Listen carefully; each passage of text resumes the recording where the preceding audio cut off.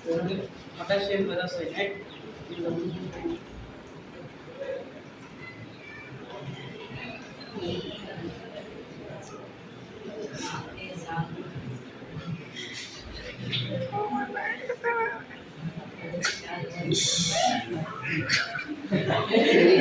நான் கேட்குற கேள்விக்கு பதில் சொல்லு. இன்னும் நிறைய பேசணும். இப்போ வந்து நீ என்ன எடுத்துங்க, ஃபஸ்ட்டு சால்ட்டு எடுத்து என்ன பண்ண, வாட்டரை போட்டு கரைச்ச. சால்ட்டில் தண்ணியை ஊற்றி கரைச்சா அது கிடைக்கிற அந்த சொல்யூஷனுக்கு பேர் என்ன? Original solution. ஏன் தண்ணி தான் ஊற்றி கரைக்கணும்? அந்த சால்ட்டு தண்ணியில் கரையும். தண்ணியில் கரையாத சால்ட்டுக்கு தண்ணி ஊற்றி கரைக்க முடியாது.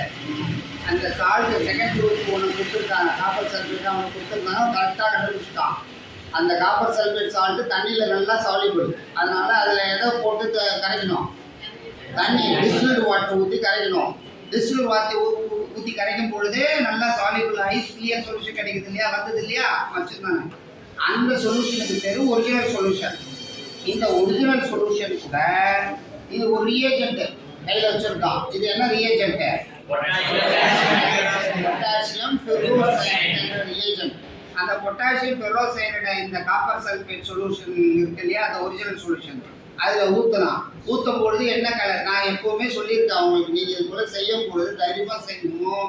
டெஸ்ட் டியூப்பில் வந்து இப்படி துணியில் பிடிச்சா தான் கீழே என்ன சேஞ்ச் வருதுன்னு தெரியும். நீ இதை அப்படி பிடிச்சிட்டீங்கன்னா என்ன தெரியும்? உனக்கே என்ன சேஞ்ச் வந்துருக்குன்னு தெரியும் இல்லையா? அப்போ இப்படி பிடிச்சிக்கணும். இதில் ஹீட் பண்ணோம்னா டெஸ்ட் டியூப் பவுடர் போட்டு தான் ஹீட் பண்ணணும். இப்போ எடுத்து இப்படி தெரியாப்புல இது எந்த கலரில் இருந்துச்சு, ஏற்கனவே இது எந்த கலரில் இருந்து, இப்போ திடீர்னு ஆல்ரெடி சடன் மேஜிக் காமிக்கிறாப்புல என்ன கலர் வந்தது? சாக்லேட் ப்ரௌன் பிரிசிபிடேட்னு சொல்லணும். இது சொல்யூஷன் வரல, ப்ரௌன் பிரிசிபிடேட் தான். அந்த பிரிசிபிடேட் வந்து சாக்லேட் கலரில் இருக்கு இல்லையா, அதனால chocolate colour precipitate is obtained. சரியா? தேர்ஃபோர் காப்பர் இஸ் கன்ஃபர்ம்டுன்னு சொல்லணும். காப்பர் எத்தனாவது குரூப்? காப்பர் வந்து செகண்ட் குரூப். சரியா? செகண்ட் குரூப் ரேடிக்கல் வந்திருக்கு. அந்த செகண்ட் குரூப் ரேடிக்கல் காப்பரை கன்ஃபார்ம் பண்ணுறதுக்கு நம்ம பொட்டாசியம் பெரோசைனேட் என்ன பண்ணோம்? ஆட் பண்ணணும். அது காப்பர் சல்ஃபேட்டுக்கு அந்த அதுக்குரிய கன்ஃபர்மேஷன் டெஸ்ட்டுக்கு இந்த ரேடிக்கலுக்கு இந்த ரியேஜென்ட்டை தான் ஆட் பண்ணணும் அப்படின்னு ஏற்கனவே தெரிஞ்சு வச்சிருக்கோம். அப்போ reddish brown precipitate is obtained, second group copper is confirmed சொல்லி புரிஞ்சுதா?